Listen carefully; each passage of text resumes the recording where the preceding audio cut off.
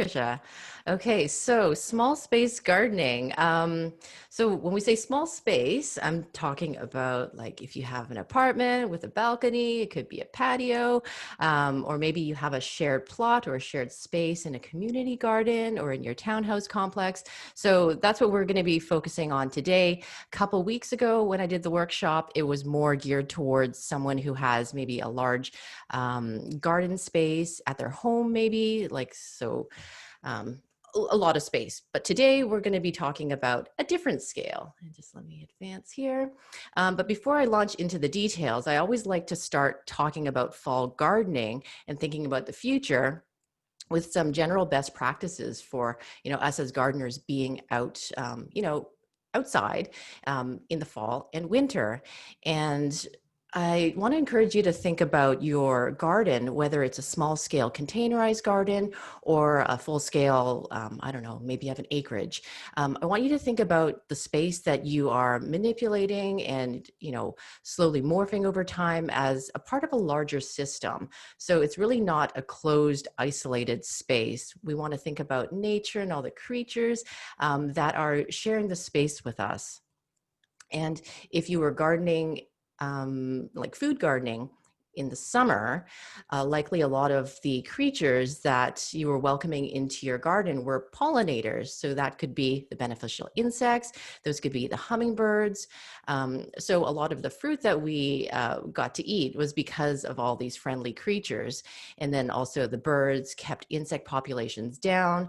And then also beneficial are predatory insects. So they did a lot of great stuff for us in our gardens. So I want to encourage you when you go into your fall garden right now to think about them and think of ways to help their populations, because right now their food sources are low. The birds are going to be looking for seeds. So I encourage you to leave the seed heads up. I know it's not the aesthetic that a lot of people maybe used to, but it gives a lot of food to a lot of creatures, and also habitats for anything that needs to overwinter. So like the little insects. So when you're out in your garden, I just want to say, reflect on how you interact with the space, because it affects a lot of creatures that are in our living system. And related to that, a couple weeks ago, I talked about no fall cleanup. So this whole idea of trying to clean up your garden, making it tidy, starting like a clean slate so that you're ready to go in spring is actually very anti-nature. So a couple weeks ago, if you want to refer back to that video, I think it should be up on the website. I talked about really embracing fall and what nature gives us during this period. So a lot of the leaves that fall, a lot of the organic matter that's breaking down, if you have a large space and you can gather up a lot of leaves, take those ingredients and put them back into your bed and really replenish the soil, because for the growing season, a lot of the plants, in order to produce food, produce parts that we want to eat, they were constantly pulling up water and nutrients out of the soil. So, my big takeaway a couple weeks ago was to, build the soil up, put that nutrition back using a lot of the free and natural materials that nature gives us. But if you're thinking, well, I don't have a large space, I don't have a residential scale garden, what am I going to do? How should I better prepare my small scale garden so that I can have a healthy and productive food garden next year? So today's topic, small scale gardening. So again, it could be a balcony garden with all sorts of containers. It could be a shared plot in your community space, or it could be a patio garden where you have a mix of larger planters mixed with smaller containers. So all shapes and sizes. And before I get into any details, I just want to say, even though you may have a smaller area to work with compared to maybe a neighbor that has like a residential lot, it doesn't mean that you can't have a productive and healthy garden space. If you can plan accordingly, meaning like if you know what you want to grow, and if you understand the conditions of your garden, and you know what can thrive and be really healthy throughout the season, you can have a really great food garden. And the second point here, plant health. I'm really going to try to talk about this, because if you have a smaller real estate to grow on, what you want to make sure is that you have really healthy plants. You want to optimize that space. And I'll be focusing on that topic as we go through these slides. So if you're growing in a smaller area, most likely you're going to be doing containerized growing. So if you've set foot in any retail store, any sort of retail nursery, you're going to see all sorts of setups. So it could be small like metal containers, it could be vertical containers. A lot of people are starting to use the sacks as well, or maybe you're more traditional, you want to use terracotta or glazed pots.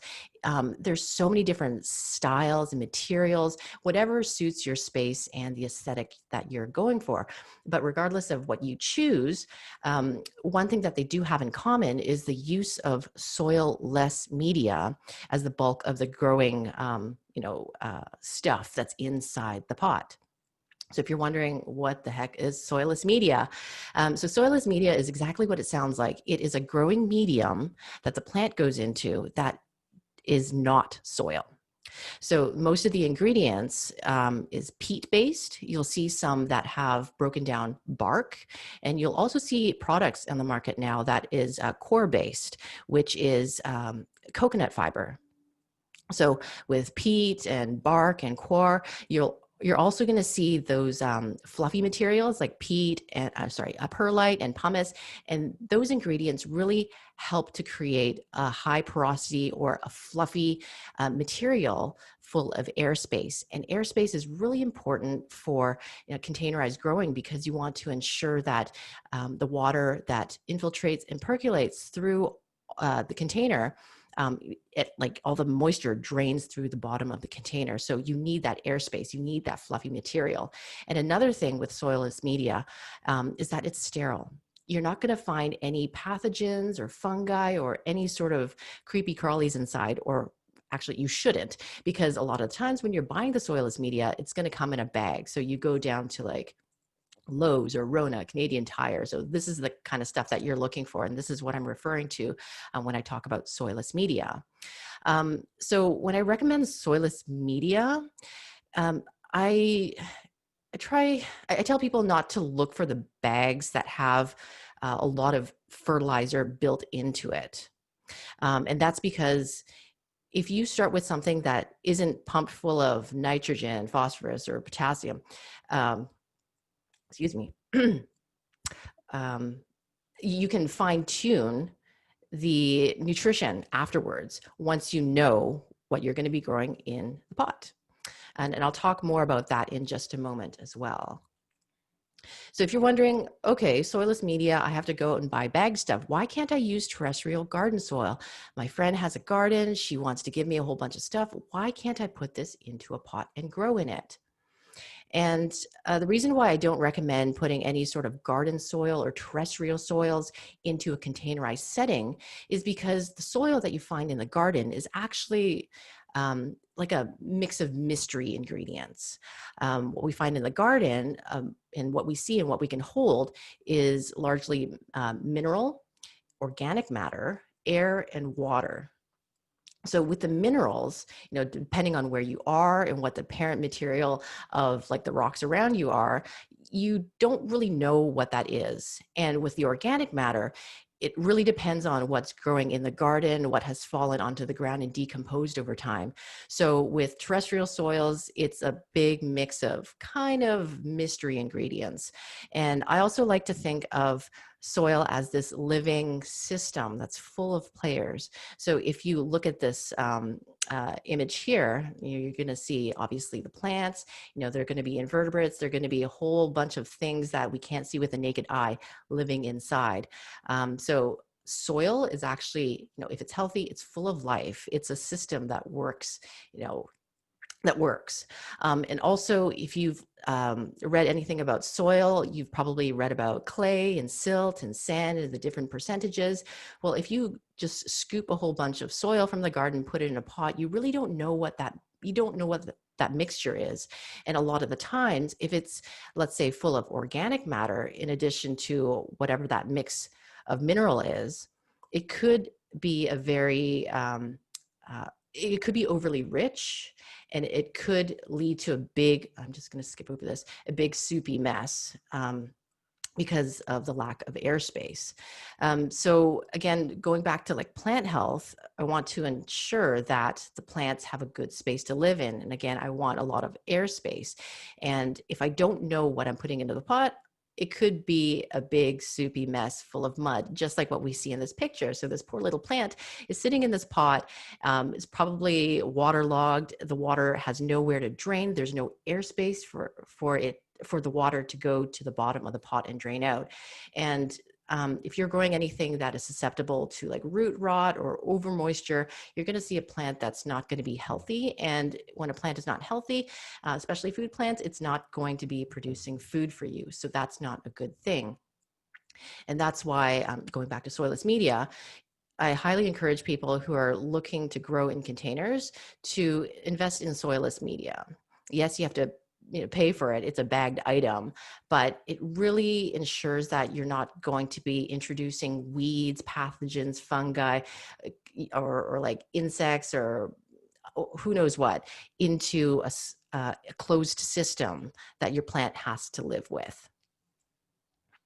And this is super important if you plan on directly sowing any seeds into your container. So for any young transplants and also seeds that are going to be germinating, like all these young, very fragile plants, you want to give them the best chance for survival.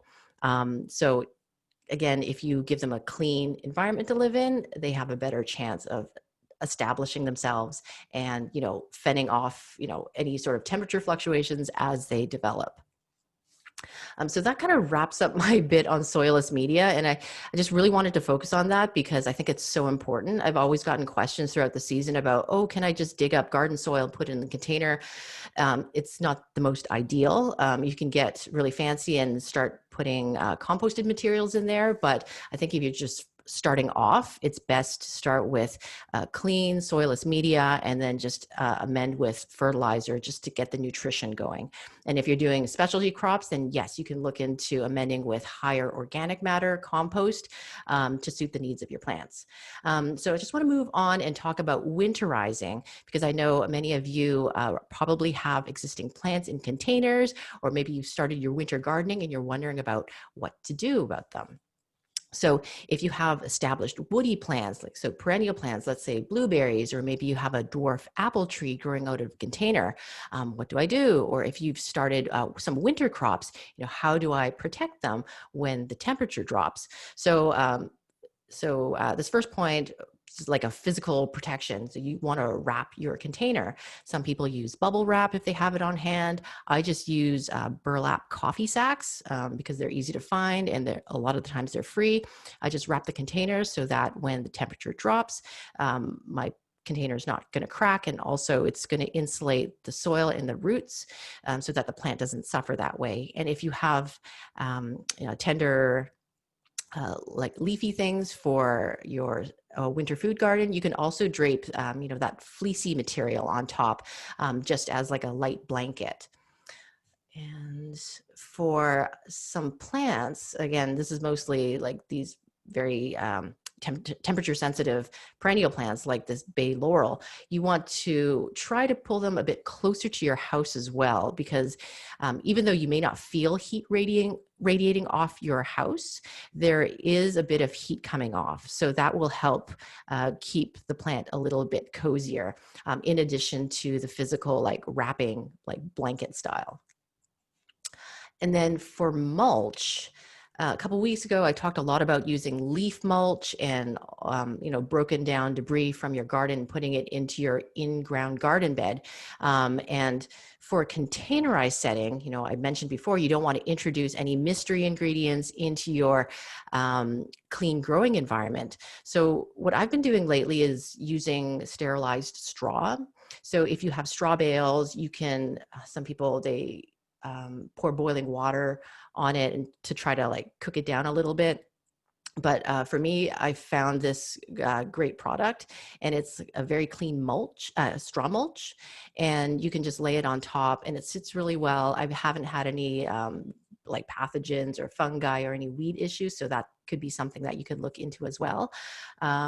So you can look for that straw mulch. It's a bagged product and it works really well for containers. So if you're pop in here for a second, sorry. yeah. There was a question about where do you get the free burlap sacks? So coffee roasters. So if you have it's like a local roaster nearby, a lot of them can either give them to you for free. I mean, I've gotten them for free years ago. They may sell them to you at a low cost, but because they're going through so many bags of unroasted beans, they have stacks of them usually.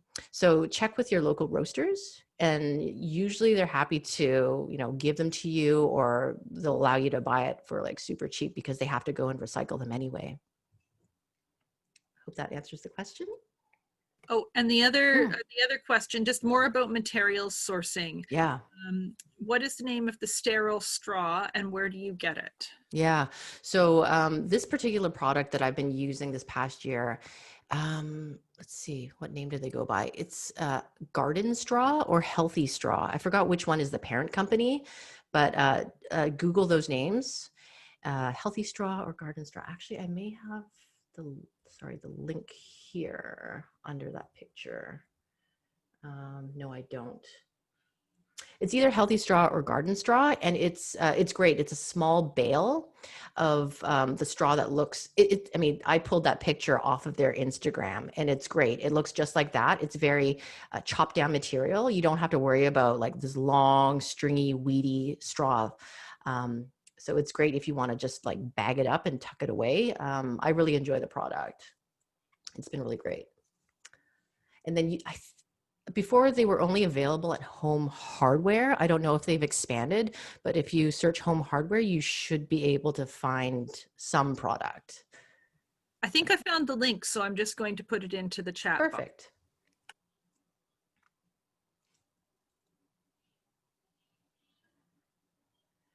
And if anyone is taking out their bulbs right now, I was just looking on their Instagram. They have this how-to of storing your bulbs using their product. And apparently it works really well. So I don't know. I thought I'd throw that out there. You're right on both accounts. The product is called Garden Straw, but the website is called Health Eye Straw, like healthy, but with an eye. How confusing. But there we go. Thank you for finding the link, Tricia.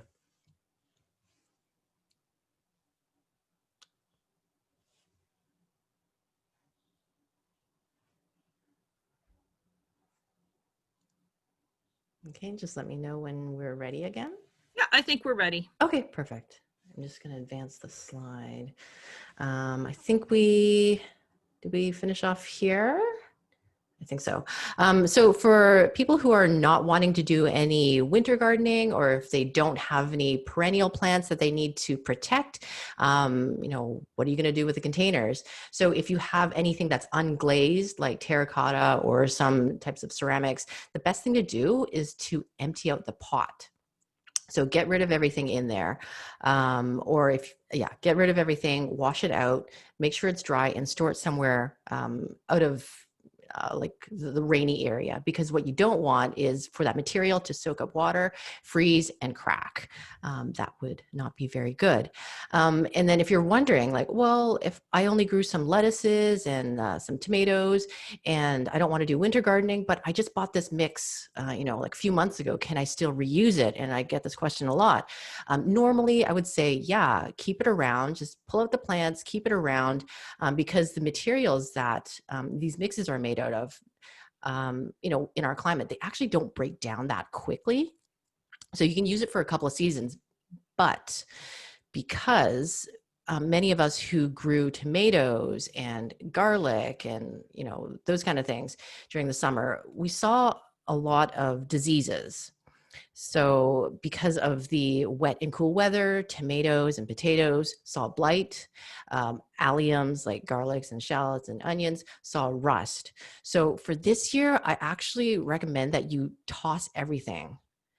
I normally don't want to encourage this, but the thing with these diseases is that they will sit in the soil for years. If you keep recycling the soilless media or the soil in your garden, that disease is going to be there. If you reintroduce a crop that's susceptible to the same disease, well, guess what? Next year, there's a really high likelihood that those crops are going to succumb to the same diseases.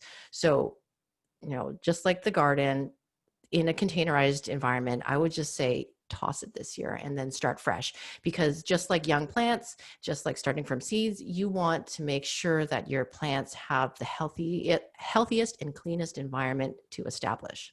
There's a question about what to do with the tossed potting mixture. Yeah. So before, I would say, if you have a garden, just toss it in a corner or just let it break down. But depending on the municipality, I was trying to look into this. A lot of the times they say don't put any soil or any garden stuff into the green bins. Um, because this is soil-less media, I'm not quite sure how that fits in. Some people toss it directly into their garbage, because they're afraid of it being classified as a soil if they toss it into their green bin. Some people just toss it directly into their green bin if it's a small quantity. I think that's okay, because when you dump stuff into your green bin, it goes to the municipality, it cooks it down, and that disease is no longer an issue. So I'd say if it's like a small container, let's say you were just growing 1 gallon, 2 gallon kind of size, I know people throw it into the green bin. If you know a landscape professional and they're taking stuff to the dump, you can, ask them to take larger quantities away. But check with your municipality and see what's allowed in your green bins. But for anything that succumbed to blight or rust, don't keep it in your garden, because the rust spores will be there. And then the water molds and the fungi, you really don't want to keep it on site.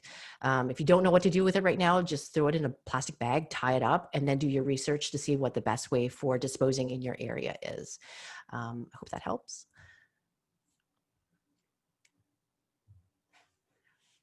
Are we good to move on? I know it really depends. Every municipality has different rules around how to dispose of green waste. Yep, we're good to move on. Okay, perfect. Okay, so let me see. Yeah, so my point here is that you don't want to be keeping these things in your garden, in your soilless media. So start fresh. And now that I have you thinking about, going out and getting fresh soilless media, I want you to cross this item off your to buy list, which is a lot of the coarse gravel material or broken terracotta or styrofoam or packing peanuts to put at the bottom of your pot. You don't want to be doing this because for the sizes of containers that many of us have on our patios, if we do this, what we're actually creating where the materials meet is a really heavy saturated zone. A lot of people put coarse materials at the bottom thinking that the water will drain better, but that's really not how the physics of water works. It actually creates a perched water table. And if you have a small container, the roots are actually sitting in a soupy mess of soilless media. And for anything that's prone to root rot, that's not a good thing. So I encourage you to just fill your container with a homogeneous mix of soilless media. And that way everything drains properly and you're going to have a healthier plant. And then, you're thinking about your containers and your pot size and the types of pot.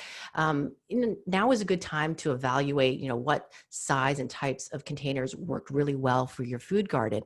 Maybe you discovered that you just want to grow a lot of, big tomato plants, but you only have small containers right now. Now's a good time to start planning for and also budgeting for possibly larger containers. So I'm getting you thinking about, your shopping list and also planning and designing for your future garden.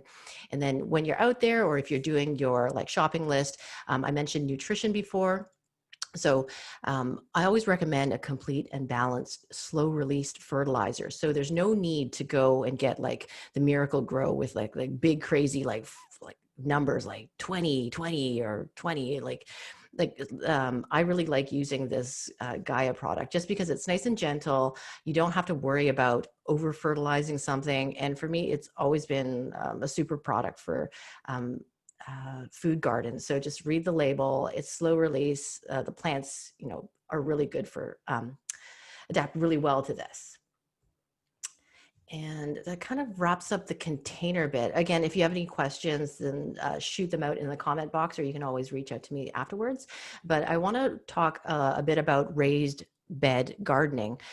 So this is speaking to the people with a shared community plot, or they have like a small in-ground beds.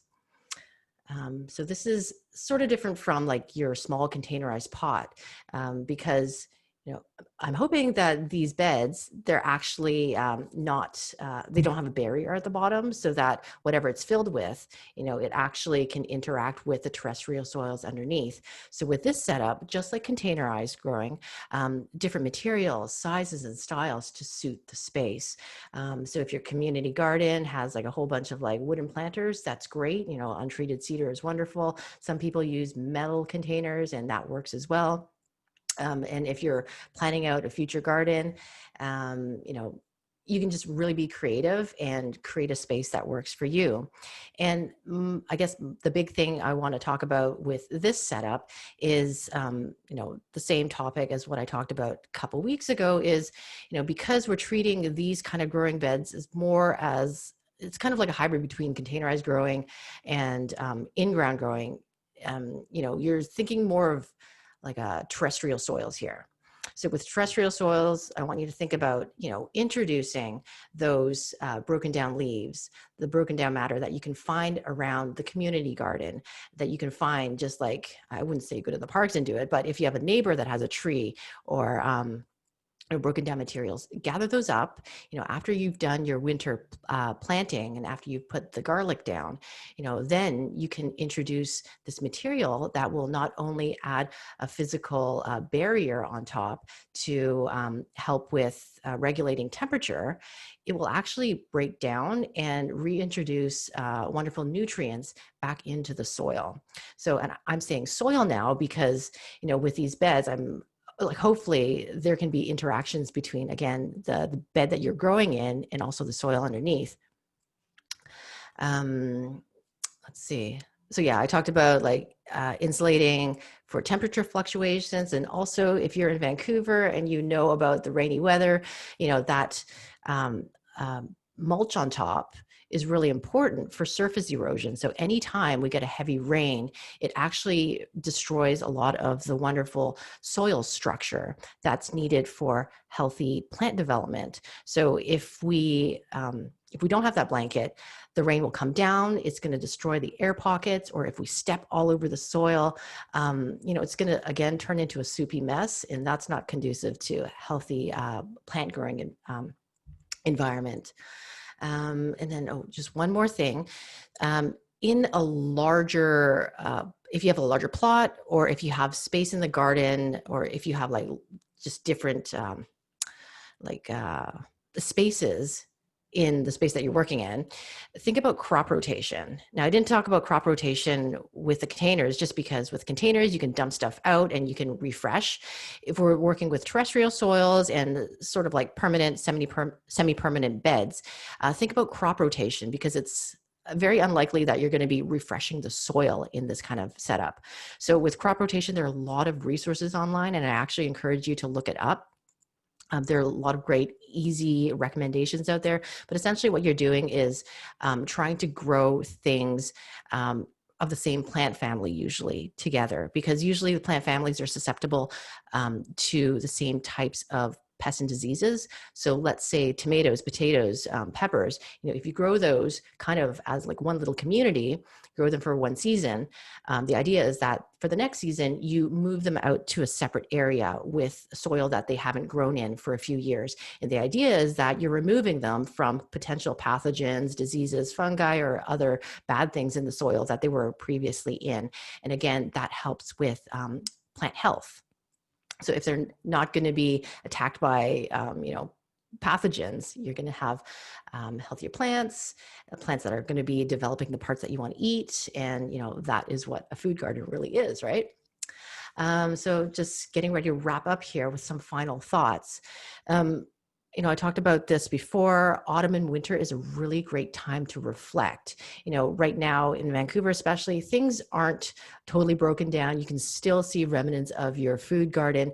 It's a great time to go out, make notes of what some of your successes were this past summer. Maybe you had really great potatoes. Maybe you had like really great greens growing in a shady spot. Mark that down so that maybe you can replicate and build on that success for the future season.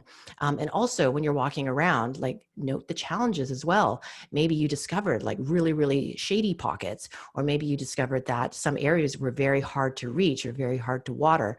So if you, make the notes now, then you're not going to forget it come February, March, April, when you're actually planting things out into your garden. And this is also a great time to be thinking about how to rearrange your garden. So especially for balconies and patios, I always encourage people to grow vertically. So this is my container here. I wanted to make use of this area to grow a lot of stuff. And the only way I could have done it was just to grow vertically. So growing beans, cucumbers, now's the time to research and really start designing your garden to help you maximize the growing potential of of the real estate that you're working with. And yeah, get creative. Check out a whole bunch of blogs. Just search for vertical growing or containerized growing. Look at how other people are putting things together. And that's a great way to get inspiration for your future garden. And just don't be afraid to mix and match, try new things, try new plants. The great thing with food gardening is that there's so many different varieties of things that taste wonderful, look beautiful, and they grow at different rates or different heights and fullness. And just have fun with it. And it's like this continued learning. So don't feel that you're limited just because you don't have like a giant garden plot to grow in. So that kind of wraps things up for me right now. I just want to say thank you for joining us today. I always loved these workshops. So thank you. If you have any questions, my website is fluent.garden, even though that doesn't look like a website. I'm also active on Instagram and Facebook. So if you have any questions, you can reach out to me directly as well. So I have a couple of other questions here. yeah. Is that okay? Yeah, of course. So actually one was a comment, just mentioning the book, The Year-Round Vegetable Garden, and talking about crop rotation as a good resource. And a question about raised beds. And just a reminder, you're welcome to put questions in the chat if you do have any. We have a few more minutes with Christina. So question about raised beds, is it good to put lime or other nutrients in the soil now, or is organic matter all we need? So for lime, timing wise, fall is good for lime. So if you're doing like your turf grasses and everything, lime is good. If you know that you have soil that needs lime, and if you've done the testing and you know that you need to add lime, this is a good time because what some people don't know is that lime takes a while to kind of like work its way into the soil to actually do something. And I think it's usually 6 months. So the timing wise, this is a good time. You apply it now with the Vancouver rains. It kind of like works the lime into the soil. And then come spring, when it's time to actually plant things in, the lime would have actually done something to the soil. Now, it depends on what you're growing. I typically don't do anything. I don't add lime to my soils if I'm growing vegetables. Like if I know I'm doing like crop rotation and I'm like reading those recommendations, usually that's enough. So it depends on the soil. It really depends on the soils. I'm not sure if I'm answering that correctly. So timing wise, yes, this is a good time if you know for sure that your beds and your soils need lime. But typically I wouldn't apply lime. The gentlest way is, to add mulch, let that break down, and then come planting, when you know what you're going to be planting in the beds, then I would amend with, like a slow release fertilizer. And that's usually more than enough to get things going. Okay, we have a couple other questions. One is, you mentioned, I think, a blog for container and vertical growing. Can you mention what that is again? Yeah, so I don't have one in like I don't have specific ones, but if you just search like vertical growing, you're gonna see a lot of neat stuff. And actually, I'm gonna flip back to this one slide. Um, Was this on your website, Christina, as well? it's not on my website. I mean, I can post I'll post my slide decks from this session and also a couple of weeks ago because I may have some links in the under the images. So if we look at the screen right now, on the left side, this Homestead Design Collective, I really love their stuff. I follow them on Instagram. They're a great source of inspiration for me. Homestead Design Collective. So it's not a blog. They're like a company down in the States that do a lot of amazing food gardening work. So check them out. I also follow this amazing company. They're called Pine House Gardens, I think. And again, I think they're in California, and they do beautiful edible gardens. And I always look to them for like how they trellis things and how they grow things and how they mix a lot of fullness on the bottom, but also bring a lot of the edible parts vertical to really maximize the space. And it really just yeah, check these two out. I'll put it on my website just because I don't quite remember the actual name of the other one. I'm pretty sure it's like Pine House Okay, something. I can put They're in the great. chat just in case people decide to search them up. Two Yeah, more questions I yeah. see. One is I'm finding there's a thank you from our California Mosaic community gardeners who have shared the screen with all their gardeners today. So that's Oh great. wow. Yeah. So thanks for coming. A couple other questions. Someone said they were finding slugs and snails in the leaves that they're using for mulch. And any thoughts about that? Well, I guess with any slugs and snails or any of those creatures, they want a place to hide out. So, what I didn't mention was if you're going to be using leaves for your in ground raised beds, if you're able to chop up the leaves so that it's not like this one like big shelter for the slugs and the snails, I find that's usually enough to get them to stop returning. Um, so just making it less hospitable for them because they want that wet shelter to hide under. So if you don't provide like the big, beautiful leaves for them to hide under, then that could help with that. Okay. And then the last question that I had, the person said, thank you, they'll try that. The last that I had was, is the slow release 444 nutrition for containers also good for raised beds in general? So I guess like pot container versus raised bed container. Yeah, I mean, that product really is all purpose. I use it for everything. If I feel that the soil if I'm just building a new garden and I feel like the soil is a little bit lean, then I would add some compost. Like, so this would be like in ground, I would add, manures and other compost to it just to beef up the organic matter. But if you've been working in like your garden and it's like nice and fluffy and all you need is nutrition amendments, then yeah, general all-purpose 444 is typically enough. And I always recommend the lower numbers, like 444, just because just like adding salt to your food, it's better to like add a little bit and then see how the plant responds. If it doesn't respond, then you can always bump it up, as opposed to finding something that's really like super high in like any of those nutrients. And then yeah, because you can't remove it once you've applied it, really.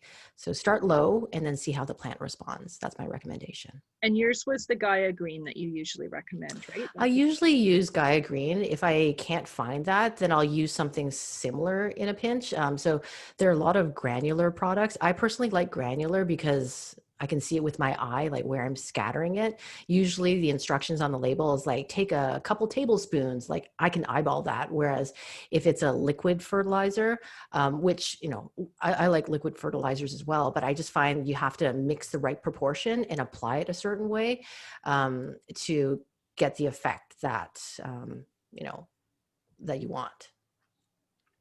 Excellent. So I'm just going to look for any last minute questions, and then I think we're going to wrap up.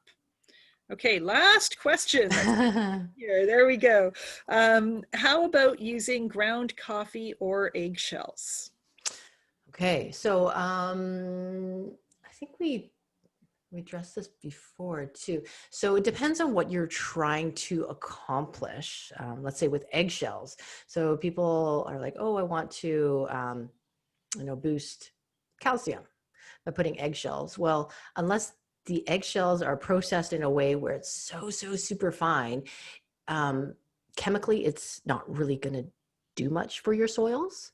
So if you are looking to boost a certain type of micronutrient, then, I would kind of would recommend using a product just because you know how much you're going to be putting in there. Whereas if you're just tossing a whole bunch of eggshells in the hopes of boosting a certain something, it would be hard to tell whether it's doing anything. I don't think there's anything super harmful if you're just throwing a bit of eggshells in there, but just know that it may not give you the desired outcome that you are looking for. And same with coffee grounds.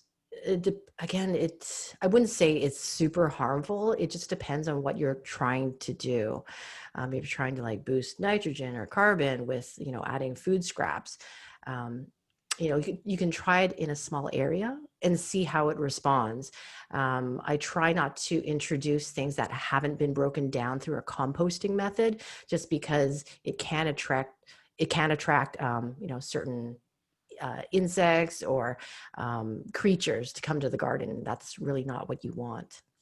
So if you have a lot of eggshells, a lot of food scraps, you can try different composting methods, have that break down, and then introduce it into your garden, because that way you are introducing organic materials that will add fluffiness as well as broken down nutrients into your growing environment.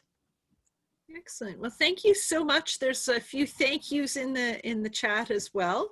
So thanks so much to everyone for coming today, and thanks to Christina for teaching us so much about preparing our gardens for small gardens for fall and winter.